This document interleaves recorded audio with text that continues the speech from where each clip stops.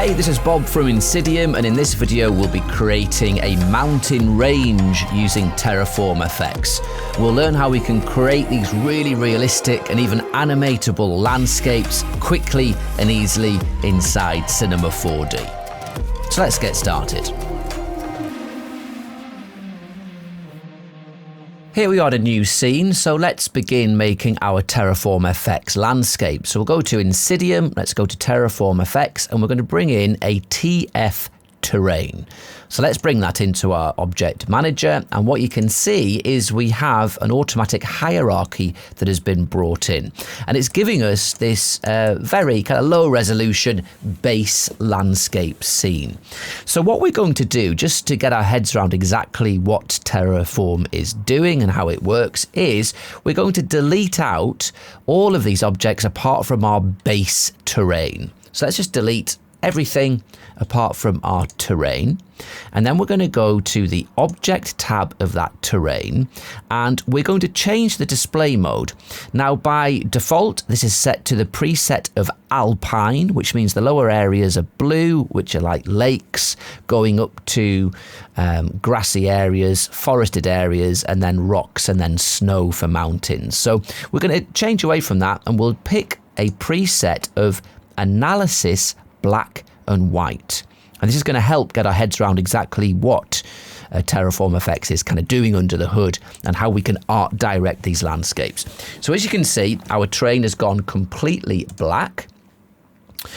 So what we will do now is we're going to add some operators which are going to create our landscape. So let's go to the Add Operator tab, and we have got two different types. We've got generators, which create black and white values, and we have filters which we can use to make adjustments.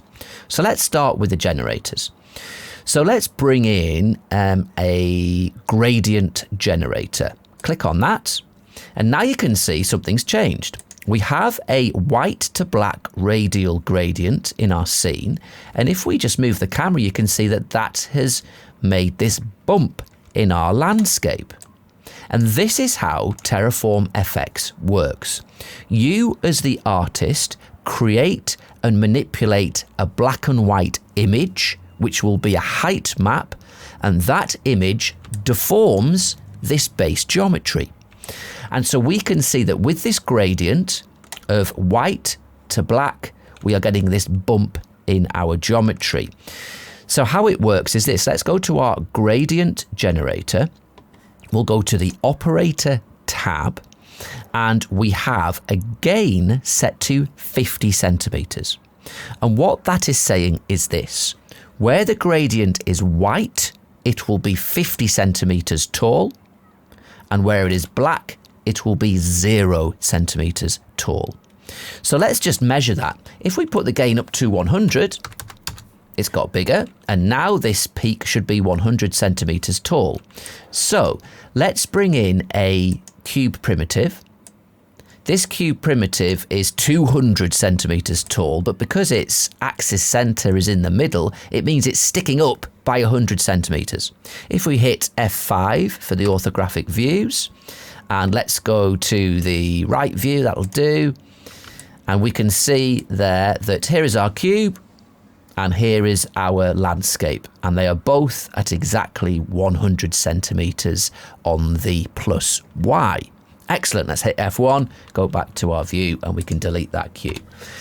And so the basics of it are very simple. It uses black and white maps to create our landscapes. Another way of viewing the map, we can view it in the viewport here by going to the terrain object and using this black and white analysis preset. But let's just turn off that display so we can just see the plane, the base geometry underneath it. We can also view what that height map looks like in a 2D way by going to the Preview tab. So we're in the terrain object, let's hit Preview, and there we can see our height map. So just as an experiment, let's go and create a new attributes manager, and we'll stick this one up here, and this one is now locked on this preview panel. And let's go to our gradient now, and we're going to go to the Properties tab. And now let's make some adjustments to this gradient and see our height map changing in real time. So we've got this fall off curve from black to white values. So let's kind of crush that curve up a bit. And you can see, look, it's changed our preview, and we can see how that has changed the deformation of our peak in our viewport. Let's put that back. This has gone greater again, and it's much more of a gradual change from black to white. So both the preview panel and our analysis colouring of our landscape can really give us a good indication of exactly what's going to happen, and makes us be able to artistically change and design our height map. So let's just get rid of that now. And what we will do is get rid of this gradient for now. Let's delete that. So now we're back just to this terrain with no deformation whatsoever. So let's have a look at now trying to create some realistic looking terrains using some of the other operators. So let's go to our terrain, we'll go to the add operator, and we're going to use a noise. Now a noise is going to be your go-to for getting realistic landscape shapes, but also for adding detail as well. So we'll click on a noise, and we've got our noise becomes a child of our terrain geometry, and you can see that we have got some kind of deformation in our terrain object. Let's have a look at our preview pane, and we can see our 2D height map, and you can see this is a turbulent noise. Let's go back to the properties, and you can see, yes, noise type turbulence. So we can do the usual things in adjusting noises. We can go through different seeds, which will give us different looks, and we can add octaves. Now octaves are really going to add detail to this. If we just dolly in a little bit, you can see inside these kind of little crevasses it's quite smooth. If we increase the octaves up to say 15, when I hit enter now, you'll see now we've got loads more detail inside of those areas. So we can do different things with this noise. Let's just change it actually, because turbulence is a very useful noise for adding a little bit of surface detail, but for getting a base bit of a landscape deformation, if we choose, let's go to the pull down, if we choose wavy turbulence, you're going to get something that looks pretty good. Now what wavy turbulence will give you is we've got these very nicely kind of sharp, pronounced peaks and troughs and cliffs. And if we have a look at the preview image, you can see those in these very pronounced white areas. But what you also get with this is you get these nice kind of smoothed areas. And this looks a little like either grassy areas or even sedimentary deposits from thousands of years of erosion. So wavy turbulence is a very nice starting point for kind of rolling terrains where you want kind of grass and rocky cliffs and the like. So we'll leave it at that for now. Now there's various different things we can do with this noise. If we actually select the noise and move that noise operator, you can see that, look, we're moving that noise in our scene, and we can do that on all of these axes. So that's very interesting. We can also go to our noise and we can increase the scale. And if we bring that scale up, this percentage up or down, it's obviously adjusting the scale of that noise. And let's put that back to 100%. And obviously the same thing works as it did with our gradient. So what it's looking at, if we go to our terrain object, let's activate that display once more. Within this noise, where it's generating white values, full white, it will be, let's have a look at the operator, 50 centimeters high, and where it is black, it'll be 0 centimeters high. So if we increase the gain up to 100, then we have much more pronounced peaks and troughs, because obviously we've increased that gain, and now it's looking like a much more mountainous landscape. Let's go to the terrain, switch off that display just for now. And we're getting this really kind of mountainous landscape. Now it doesn't look too detailed, and obviously because of the shading and the kind of the specular that we get in this viewport render, it looks a little bit shiny and not particularly detailed. But remember, this is before we've done any lighting, and we're still kind of working at the draft segments of 500.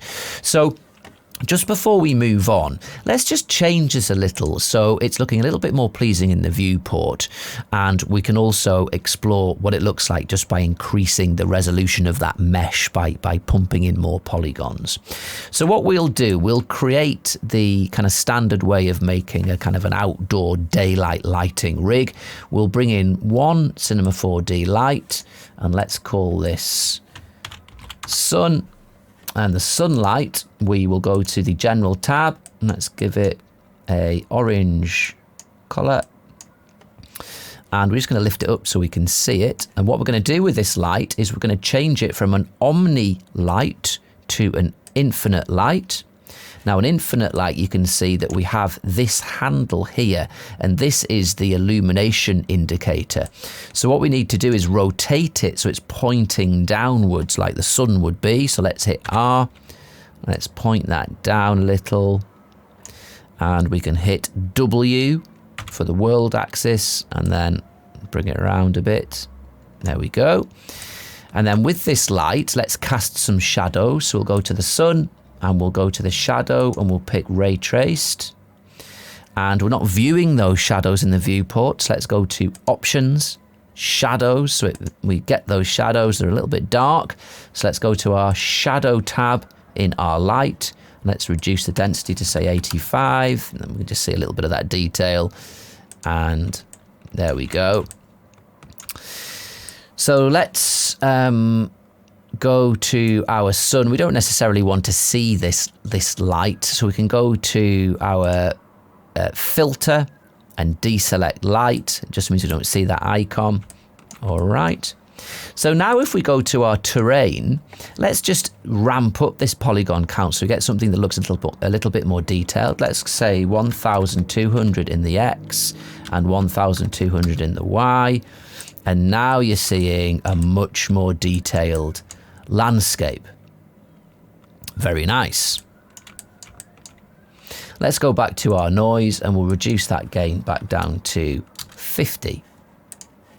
So there you can see we're getting something really nice, and all we have done here is just put one noise modifier as a child of our original terrain. We've made some adjustments. Let's have a look at the preview. There is our preview image of our height map, and we can see in our viewport what the effect of that has on our plane, and we've got this really nice deformed landscape. Now we're going to create a nice looking kind of alpine landscape here, but before we kind of get on to building that, let's just explore some of the other things that we're able to do with our TerraformFX operators. So at the moment we have our noise operator, which is just affecting the entire plane area. But let's say that you want it just to be in the middle of that area. Well, there's a couple of things we can do.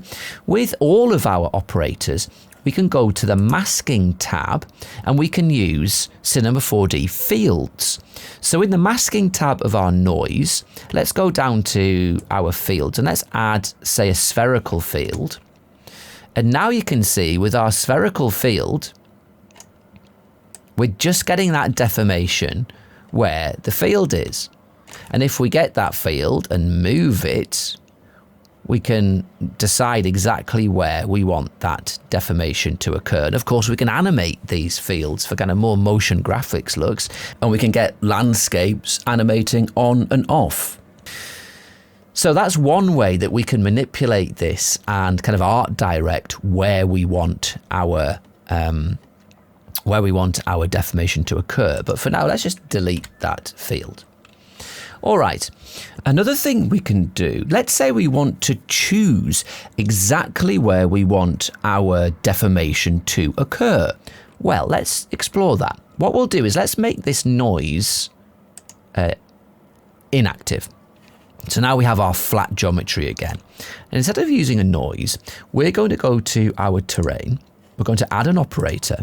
And in the generators this time, we're going to use a spline. And we're going to use this to draw on exactly where we want our deformation to occur. So let's click on this spline. And we'll put it above the noise. We're going to put the spline first. And let's go to our F5 orthographic views. And we want to look at our top view. So let's make that our full screen. And let's just go to the display and let's just put shading.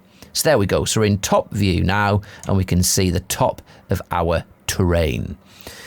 So let's get our spline tool here, our pen tool, and let's just draw where we want our mountain range. So I'm just going to start a spline here.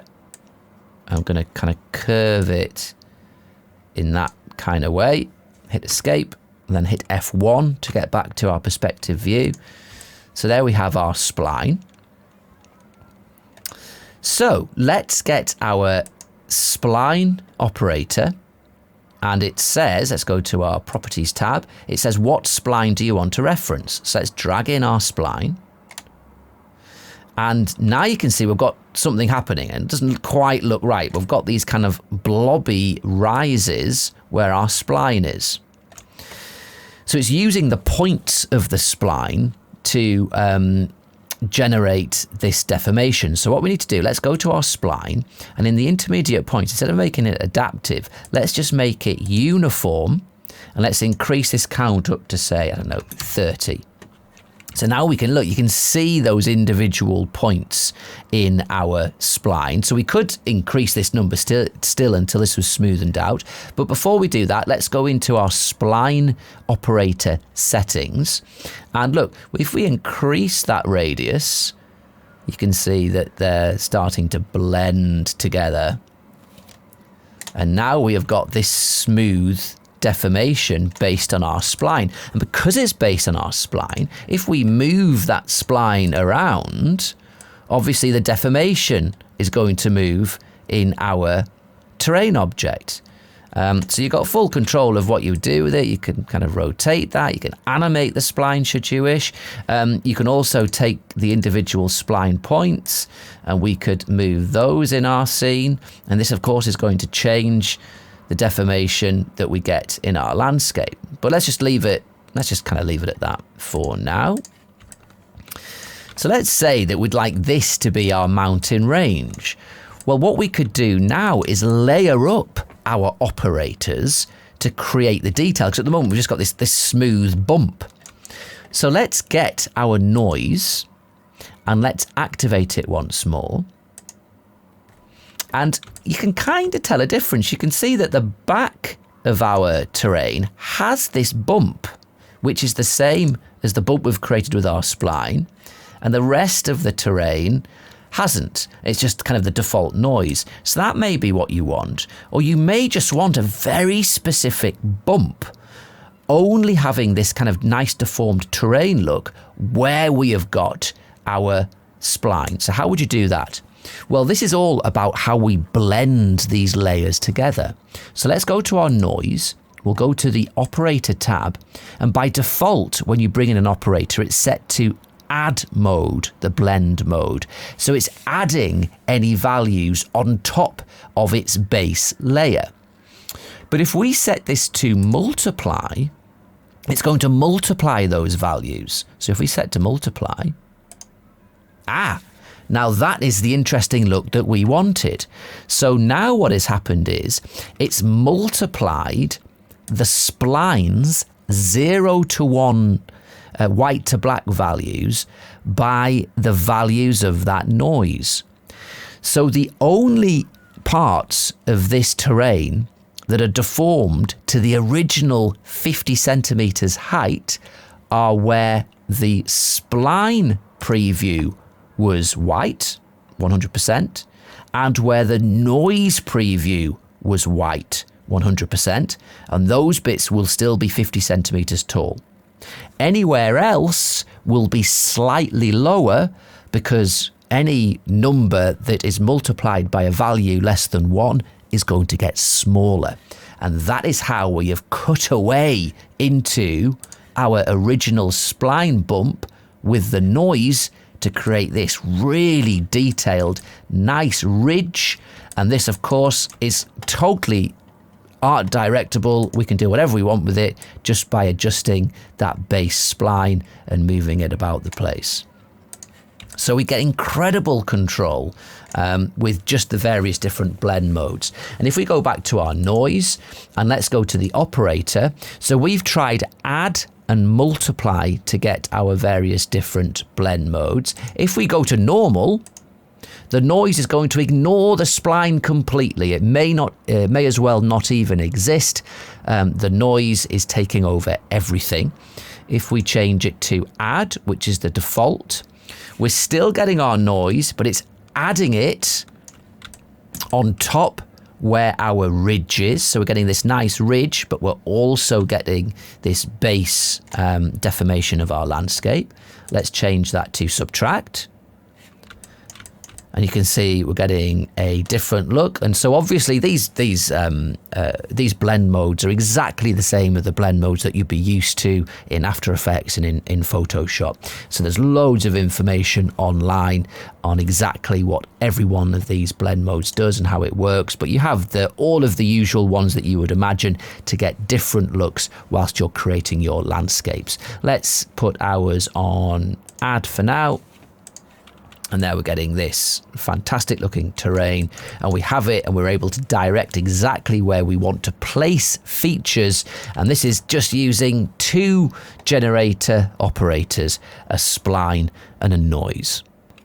So now let's move on and actually make our terrain. And we're going to go for a kind of a mountain range look. And so we're not going to need our spline. As we've explored, you can create and sculpt your mountains precisely the shape that you want using fall-offs and splines and other operators. But we're going to use just our natural noise to get the landscape.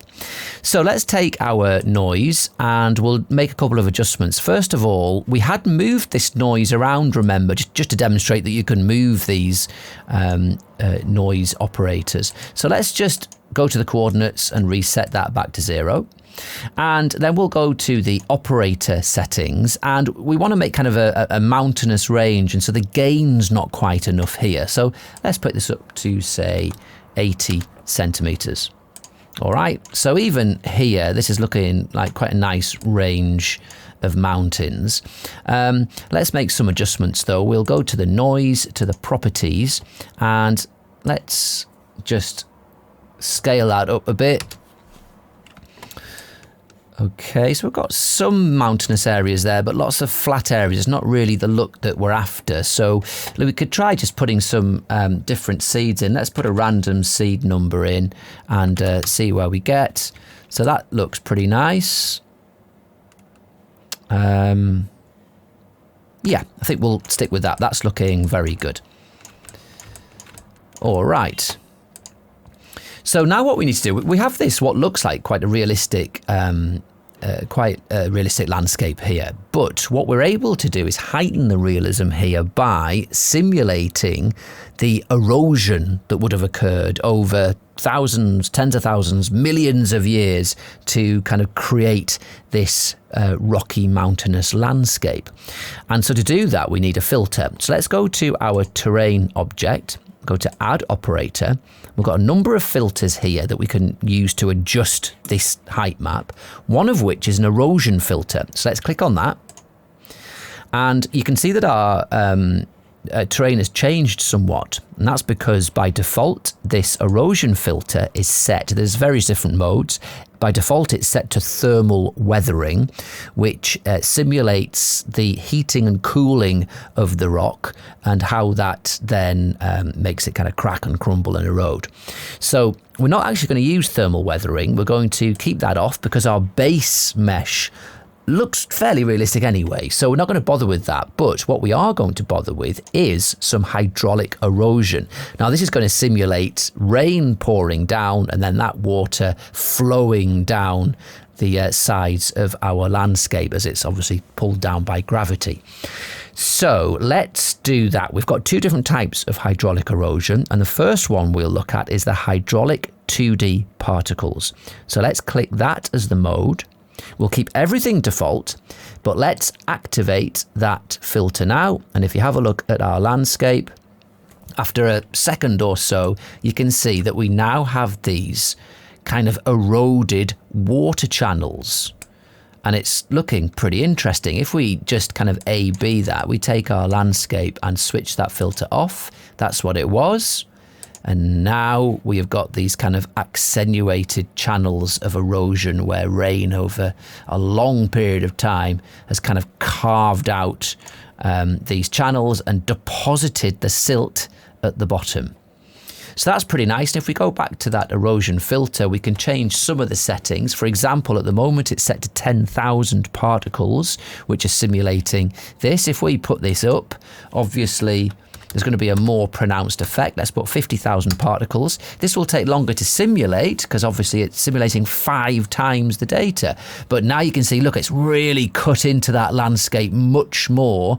Now we've got that set to 50,000 particles. And if we look from this kind of bird's eye view, you can really see how those hydraulic erosion channels have cut away at that rock. It looks very, very cool. And if we switch off that filter, that's what we had. And there we have our erosion. So a very powerful tool, and also in 2D particle mode, incredibly fast to simulate. So that's very nice. Let's switch that one off though, and we will bring in another erosion filter.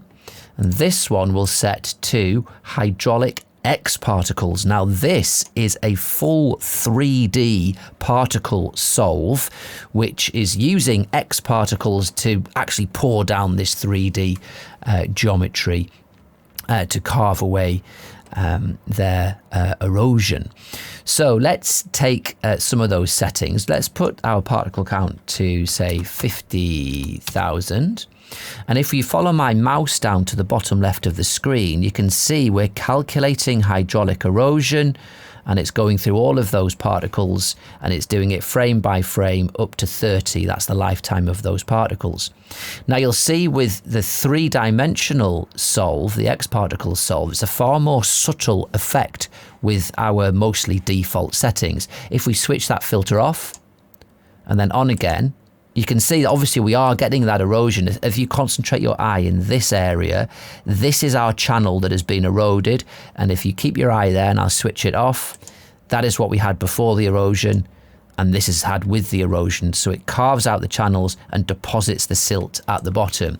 And that's looking really cool. But what we can do to make this a much more accurate simulation is that we can get those X particles, those 50,000 particles, to interact with each other in a more fluid-like way. And the way we do that is we can activate a fluid PBD dynamic solve. And the way we do that is just by checking liquid on. So now it's recalculating this. It's going to take a little longer to calculate because it's running a full fluid PBD solve here. But now those particles are going to behave in a more fluid-like way. So what we can do now we've activated liquid in the X particle solve, we can increase the iterations. And remember, with all dynamic simulations, the more iterations you run, the more realistic the result. So if we increase these iterations to say 5, it's going to take an awful lot longer to simulate. So if you follow my cursor down to the bottom left again, you can see that again, we're calculating the hydraulic erosion. It's running through and it's gone through all 30 frames, and then it's gone back again and started again with a second iteration. And now it's going to go back again to the 3rd iteration. And it's going to keep doing that until we've completed the amount of iterations that we've set.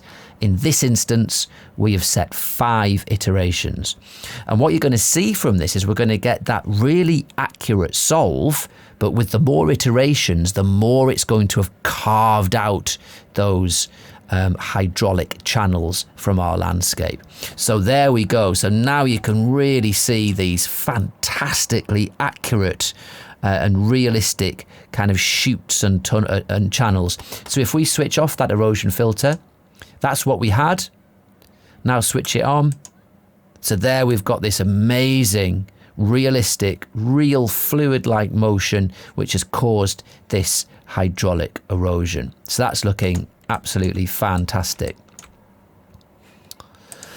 So we're pretty much there with the design of our landscape. We'll get some texture on there to make it look more like this kind of mountainscape that we've gone for. But one thing just to point out at this point and demonstrate is that obviously this is a landscape generating tool, which is fantastic for scenes that require these amazing realistic landscapes. But it can also be used for kind of motion graphics, for FUI, for HUD elements, because we could animate lots of these effects that we have been working on.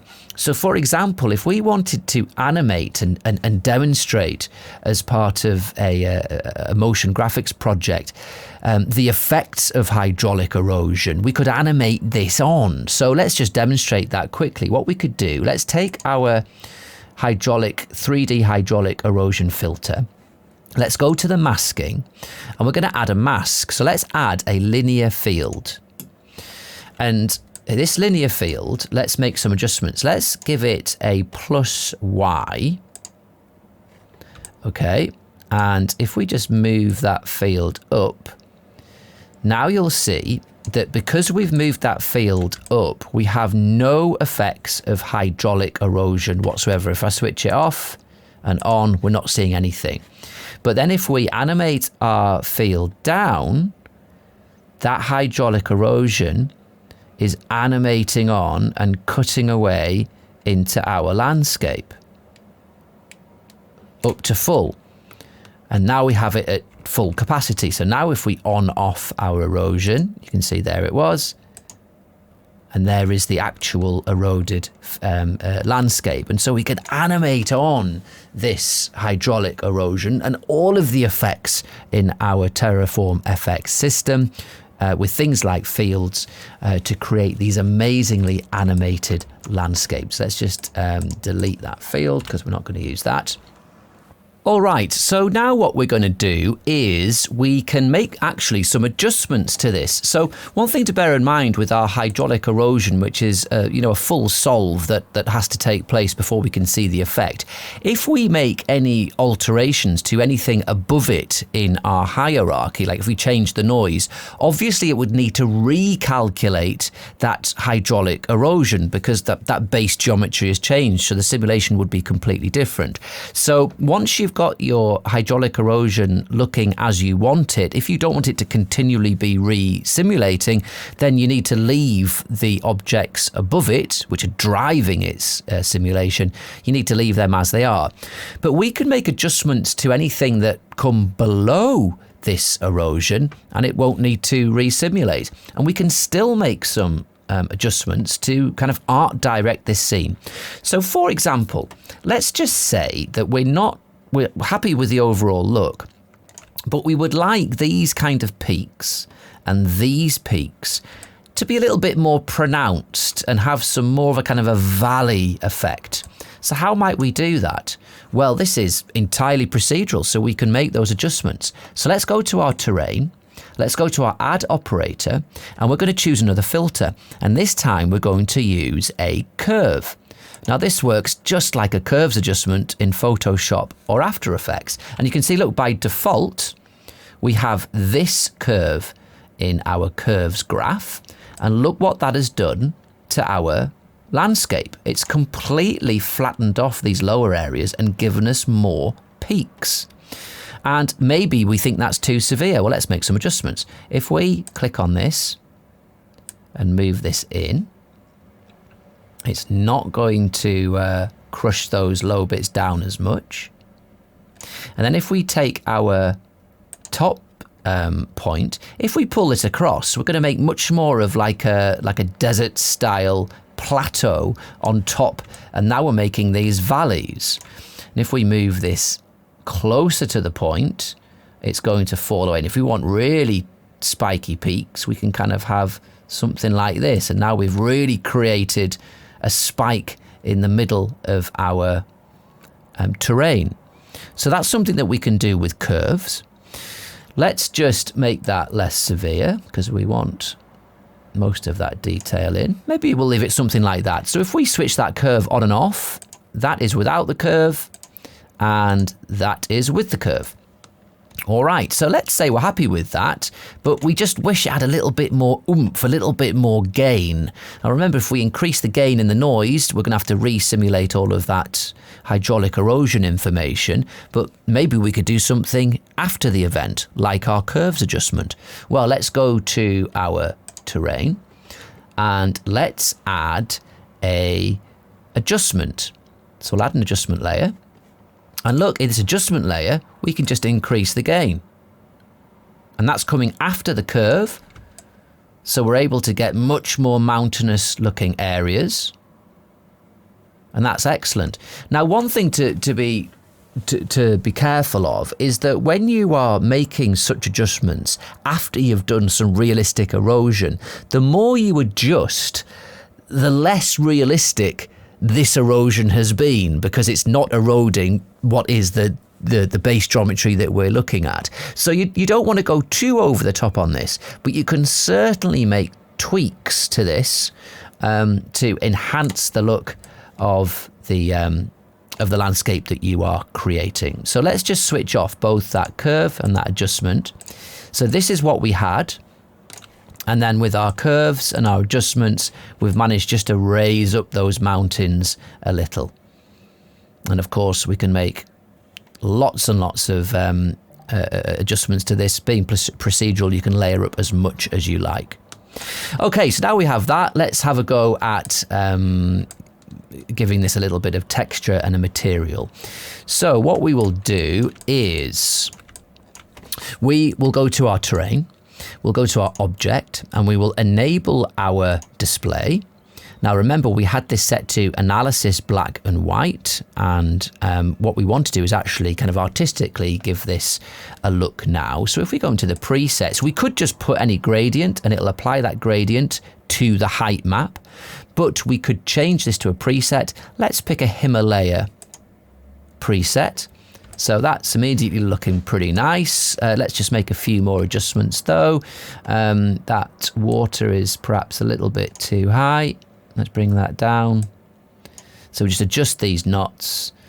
Let's bring these plane areas down a little bit. Something like that. Bring this down. And then have a little bit more of a snow cap on top. It's looking good. And there we go. So now we have created a really interesting, realistically sculpted Himalayan terrain. And of course it's all procedural. We can make infinite adjustments. Another feature we have in our terrain object, if we go to the object tab, we can actually create this as a solid terrain. At the moment, you'll see it's just this deformed, effectively a deformed plane. If we hit solid, we now get a solid base, which is looking very cool. And just to remind you that earlier on we were looking at the various different noise patterns and adjustments, and we were looking at the preview. So if we go to the if we have the noise selected and we go to this preview, we're previewing just that original noise.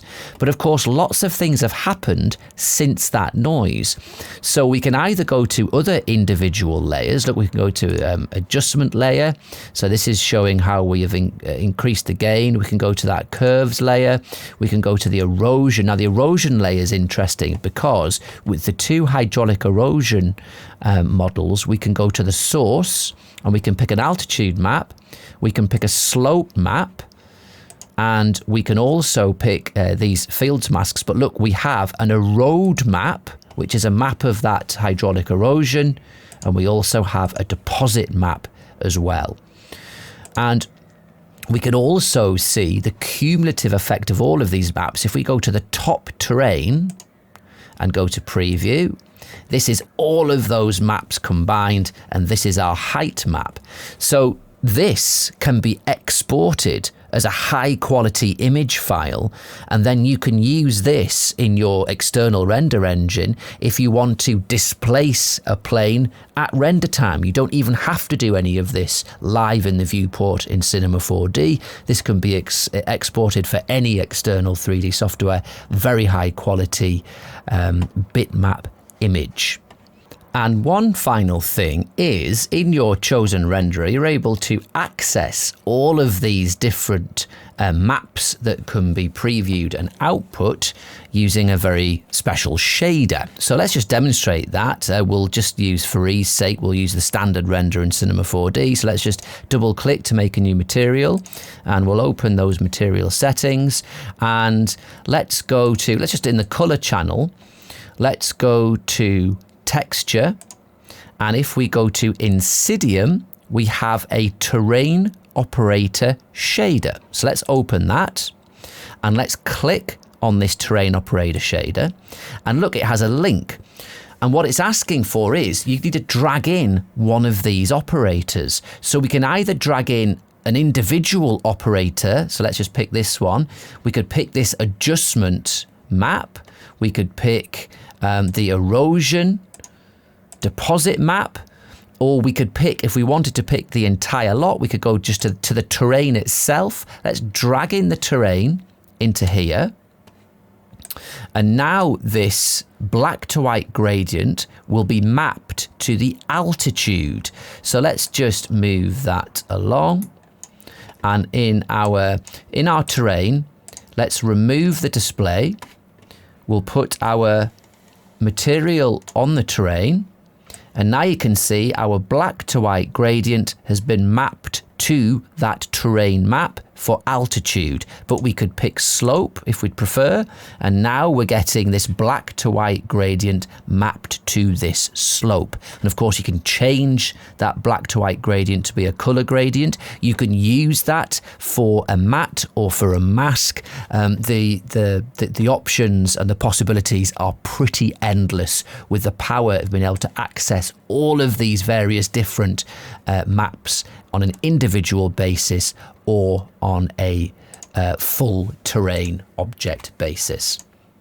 So that's it. That is setting up a basic landscape using TerraformFX, and you can see that very quickly and very easily you can get some pretty stunning results.